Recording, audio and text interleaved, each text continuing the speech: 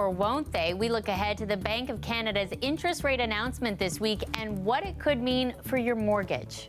We get the calls every day, and it is heartbreaking to listen to some of these stories. Why some believe relief could soon be on the way, and there's been no notice of it until we were told that it was going to be put into action next week. Surprise and anger after the city approves a permit that could force people living in tents in front of a Toronto church to move. They are full of essential cargo that cannot get to its destination ports. A workers' strike has shut down the St. Lawrence Seaway, one of the world's most important maritime channels, worth billions in trade every year. This is CBC Late Night News.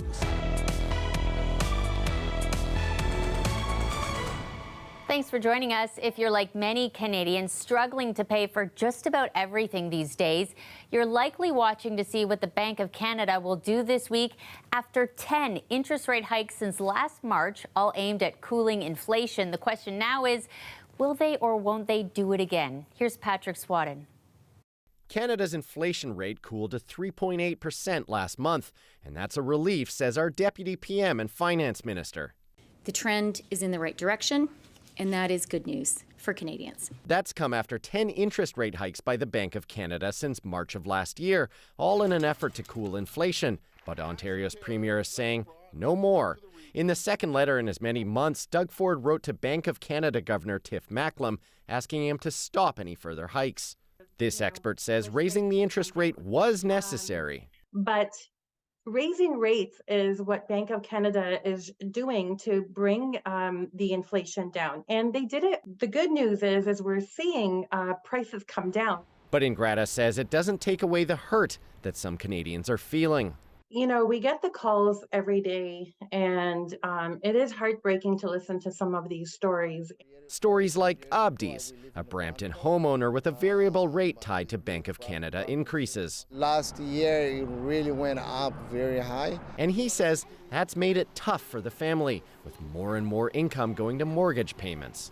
I have 4 boys and a girl, and now 3 of them start working and they start chipping in to help us out for the mortgage. While others can't even dream of buying a home. I'm probably like millions of other people that play the lottery every week. It's widely expected Canadians won't see a hike this coming week, and some are saying interest rates could come down next year. I really see the light at the end of the tunnel. I really think that in the next 6 months, it's going to turn around. Meantime, she says many Canadians have mortgages coming up for renewal, and her advice is, it is really important when you do get that call from your lender not to sign right away. Look at other options and talk to mortgage professionals. The Bank of Canada is set to make an interest rate announcement this coming Wednesday at 10 a.m. It's the 7th such announcement this year, with the last scheduled for December. Patrick Swadden, CBC News, Toronto. A Toronto church is speaking out after it says it was blindsided by the city. It recently approved a permit that will force people living in tents outside the church to find somewhere else to stay. As Clara Pasica shows us, the move comes just as city staff warned this week the shelter system is over capacity. Tents have occupied this churchyard at St. Stephen in the Fields on College Street for a couple of years. But the city has approved a permit that could see them removed within days, something the Reverend doesn't want to see. The church has used the yard for more than 100 years. Technically not our land. It is technically a transportation right-of-way. But that is also the case for most people's front yards here. So it does seem a bit outrageous. The city tells CBC any tent encroaching on a right-of-way is subject to a trespass notice or notice of violation. People living here received a violation notice more than a month ago. The Reverend says she was told by the city the permit was for a group to build a pollinator garden, forcing these people out. And they're people that I know very well, and I'm very concerned about them. I'm very concerned about what will happen if they lose the only stability that they've had for a very long time. She says the fear is people will have access to only temporary hotel beds. The city told reporters a few days ago shelters were past capacity, already turning away 275 people each night. This church volunteer says people don't realize the encampment is a community. The people that are here have formed a community that is supportive and protective of each other. And that's something that doesn't exist in shelter systems and correctional institutions in mental health environments. It just doesn't. He says it's shameful the city left the church and residents out of the process. There's been no notice of it until we were told that it was going to be put into action next week. I think if any homeowner was told that their front lawn was going to become something and that they had missed any opportunity to appeal it, I think they'd be offended. The church has been told the tents could be cleared as early as Friday. Details of the street occupation permit issued by the city are not public, including who applied for it. A spokesperson for the city says outreach workers continue to visit the site, hoping to connect individuals with other shelter options. We're not going to cooperate with the eviction, including we are not going to cooperate with finding places to force people to go. Clara Pasica, CBC News, Toronto. To Brampton now, where Peel police are investigating a deadly multi-vehicle crash. It happened shortly after 9:30 this morning. Police say 3 vehicles somehow collided near the Bramalea City Centre Mall. 2 adults were taken to hospital. One of them, a woman, has since died. There's little word tonight on what led to the crash. The Major Collision Bureau has been called in to investigate. One of Canada's most vital shipping lanes is shut down, with hundreds of workers for the St. Lawrence Seaway walking off the job after a strike deadline passed at midnight. The impact on freight and cargo shipments in this country is expected to be major. Jennifer Yoon has more. Guillaume DeBroy is frustrated. 15 of his company's ships are now stuck in the Great Lakes after hundreds of St. Lawrence Seaway workers walked off the job. So at this point, they are basically at anchor and they are waiting for a resolution to this conflict, which means that they are full of essential cargo that cannot get to its destination ports. DeBroy, who also chairs the Quebec Shipowners Association, says companies are scrambling to find alternatives. We're stuck in the middle of this conflict, right? So this is not directly related to us. It's really between the Seaway and their workers. Workers have been negotiating for higher salaries until talks broke down Saturday night. Everything's been going up, prices of gas, insurance rates, mortgage rates, everything is going up, and our salaries are at a standstill. Management says the union is asking for more than it can afford. I think it's just to be fair and competitive to what the market can carry. Normally, ships carrying everything from grains to mining products pass through here every day. The corridor also supplies up to 75% of Canada's manufacturing industry.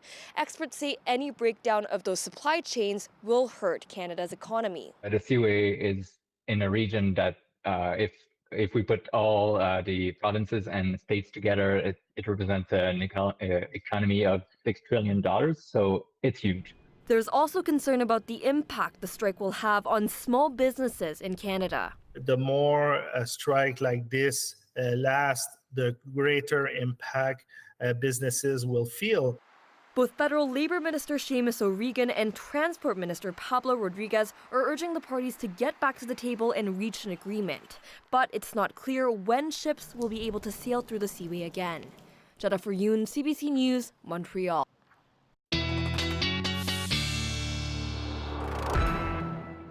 You're looking at Casa Loma in Toronto tonight. Pretty spooky for their Legends of Horror annual event. It's chilly out there, 3 degrees in the city. Sophia is standing by with our first look at the forecast. Sophia, yesterday you warned us about the F word, frost, last night, but today wasn't too bad. Shannon, yes, it was a beautiful sunny day today. In fact, it was the first really mainly sunny day since this day, October the 3rd. It's been nearly 3 weeks since we've had one of those blue sky days. And if you like that, you're going to really like what I have to offer you for the long range forecast. We will be flirting with a temperature anomaly. 20-degree warmth is incoming for this upcoming work week. A temperature anomaly because we've had, well, a stretch of gloomy days, which is what we should have right now in October. October being the month where we increase the clouds and decrease the temperatures leading into the cold winter season. But for this upcoming work week, we will have September-like temperatures. First, though, because of that clear day we had today, we talked about it yesterday, it's like the lid off the pot. All the heat is released and we have some frosty conditions overnight. Yes, there's that F word, the frost.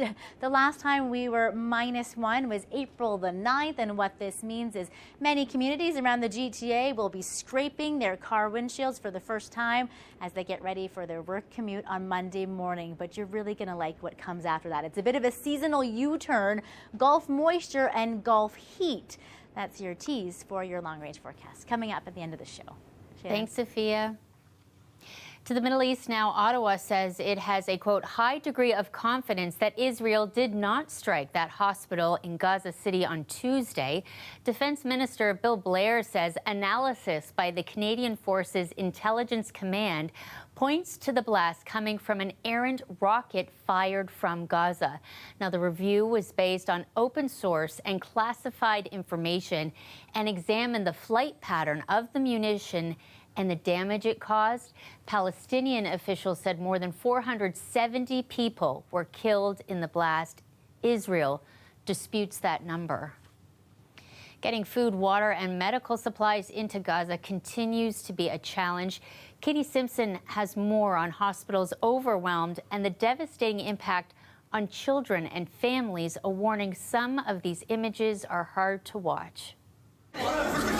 They carry the wounded with whatever they can find.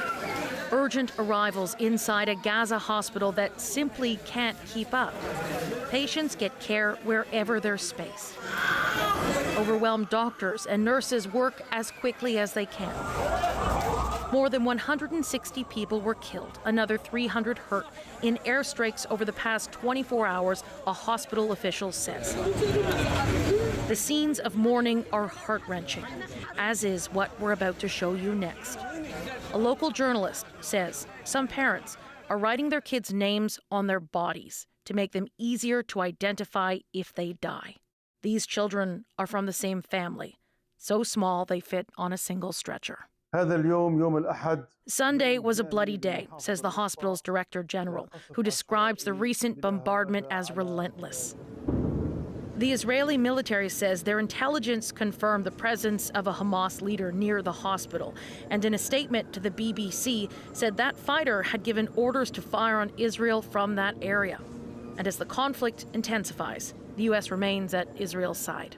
The attack of October 7th, the slaughtering of men, women, children, the rocketing of Israel that continues to this day, no country could accept that. A second convoy of aid made it into Gaza late Sunday, some 14 vehicles according to the UN. They are in addition to the 20 trucks that made it in on Saturday, though advocates warn it's not nearly enough. We need sustained, safe passage for our trucks and other trucks as well. People are starving to death in Gaza. People do not have water, don't have electricity, and most of all, they don't have any food. Securing more aid came up in the latest call between U.S. President Joe Biden and Israeli Prime Minister Benjamin Netanyahu. Biden worked the phones, organizing a meeting of world leaders, including Canada, and they too pledged to ensure that assistance continues to flow into Gaza. Katie Simpson, CBC News, Washington. At Queen's Park today, dozens of healthcare workers got together demanding medical supplies and humanitarian aid be allowed into Gaza. We believe that all life is valued, all life is precious, but at the moment, the siege, the situation in Gaza is dire. It's a humanitarian crisis. It's a public health concern for all humanity. And as a doctor, I need to speak out. And that's why my fellow colleagues are here as well. Doctors can't heal if borders are sealed. Workers rallying in solidarity with practitioners on both sides of the border while calling for a ceasefire and demanding all levels of government press for more help to be let into the region, fearing that in the absence of basic medical supplies, water, and electricity, many more could die in Gaza in the coming days. Ottawa says it's still working to get Canadians out of Gaza, but it is ending its assisted departure flights from Israel, citing a lack of demand and more commercial options. Meantime, a message from the government to Canadians in Lebanon: it's time to leave now. JP Tasker shows us why. Fighting along Israel's northern border has put Lebanon on edge. We have been very afraid and very worried that the war could spread to Lebanon. This is the last thing we want. But Hezbollah, the powerful Iranian-backed militia that controls parts of Lebanon, isn't backing down. The situation in Lebanon continues to be unstable. The threat of a larger war has Canadian officials concerned. Canadians should not travel to Lebanon for any reason. More than 14,000 Canadians have already registered for assistance in Lebanon. There's many more that may need help if war breaks out. We have also deployed Canadian Armed Forces members both to Beirut and into Cyprus so that we will be ready. Like the recent flights from Tel Aviv, the military will take the lead on what could be the largest civilian evacuation in Canadian history. We can do it quickly in order to save Canadian lives if that should occur. Canada's been here before, lifting some 15,000 citizens out of Lebanon in 2006. We were working flat out 24/7. This former diplomat turned senator led the rescue, with a price tag of almost $100 million. We had to think about the costs, not just the human costs potentially, but also how much would an operation like this cost in dollar terms. Canadian evacuees didn't have to pay, something the former ambassador says should be revisited. In 2006, we waived all costs, and it was those costs were borne by Ottawa, but the situation is different this time around. What's different is the Beirut airport is still open, but that doesn't mean it's easy to get out. Many commercial flights have been canceled, and what's left is expensive. Still, the advice from the federal government, Canadians should get home now. JP Tasker, CBC News, Ottawa.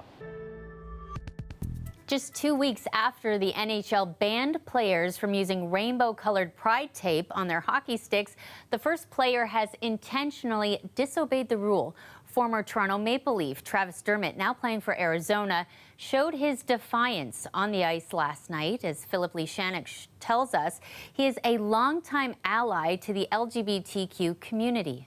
Across Sievers, what a block, Dermott, rebound in front. In his 17 minutes on the ice, Arizona Coyotes defenseman Travis Dermott helped defeat the Anaheim Ducks and set a precedent. The first NHL player to openly defy the league's ban on pride tape, with the rainbow-colored tape clearly visible on his stick handle Saturday night.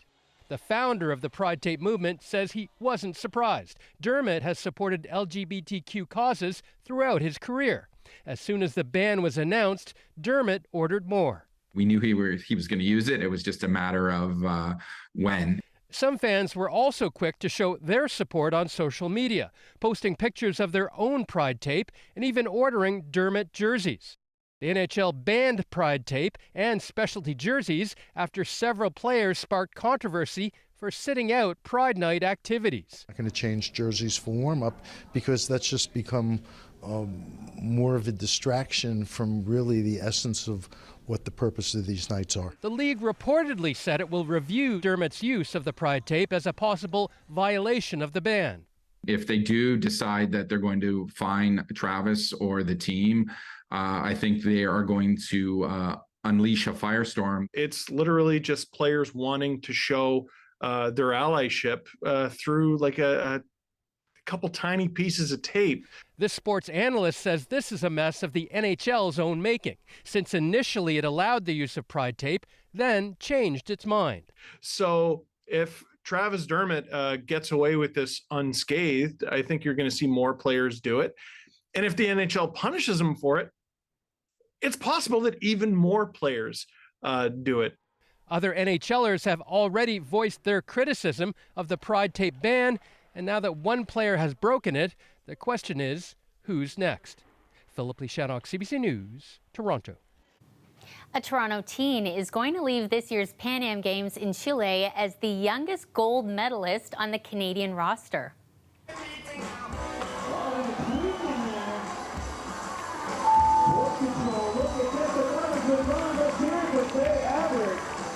That is 13-year-old skateboarder Faye DeFazio-Ebert taking gold in the women's park skateboarding competition. Now, Faye had a good luck charm to propel her to the win. You can see the feather in her helmet. That's from her pet duck, Richard. Time for a short break. We'll be right back. Shortly after her 5th birthday, a Toronto girl underwent a life-saving liver transplant. She'd been diagnosed with end-stage liver disease with only months to live. Now, 2 years later, she and her family are hoping to help others. We are looking to give back to sick kids because they changed our life, they changed her trajectory, and we think of ourselves as being quite fortunate, and we look at other families and how do you go through this? How do you navigate it? What if English isn't your first language? What if you don't have the supports that we have in place? That's Izzy. Money from tonight's event will go towards the Team Izzy Liver Transplant Program, a 10-year fundraiser for research and post-surgery care for patients, aiming to make things better for kids like her. Such a great cause. Sophia's back now, ending the show with some more good news, talking about a big warm-up. Yes, you got it. Now, first, October is supposed to be a month of rapidly cooling temperatures and increasing cloudiness, as we mentioned earlier, but a real temperature anomaly will be going on, as we mentioned, this upcoming work week. 20-degree warmth and September-like temperatures. But first, what are our average temperatures? Let's start there. You should be about 12 this time of year in the city of Toronto. Monday will be average temperatures. Should be about 10 in the city of Ottawa and about 7 up in North Bay this time of year. To get 20-degree warmth, you usually have to import a lot of heat from somewhere in the south, and that's what will be happening this upcoming work week under this ridge of high pressure that will be setting up shop on top of us, bringing not only Gulf heat, but Gulf moisture as well, which you will see in the 7-day forecast in just a moment. Have a look at Tuesday, though. Windsor, you are the first to experience this September-like heat, mid-September-like heat even, and then by the time we get to Wednesday, everybody is experiencing this really nice warm-up, along with, yes, the chance for active weather. That's not only Tuesday, Wednesday, but really carries on right into next weekend, but so do the really nice warm temperatures. Have a look at Tuesday, for example, in Windsor. What an amazing day to go out and set up for Halloween. 20-degree warmth, a low of a balmy 16, which is warmer than what our seasonal average is that time of year. But remember, first, folks, you have to get over the frosty night tonight. It's what I call seasonal temperature whiplash, Shannon. Totally worth it, though. Thanks, Sophia. That's our show for you tonight. Thanks for joining us. We'll see you soon.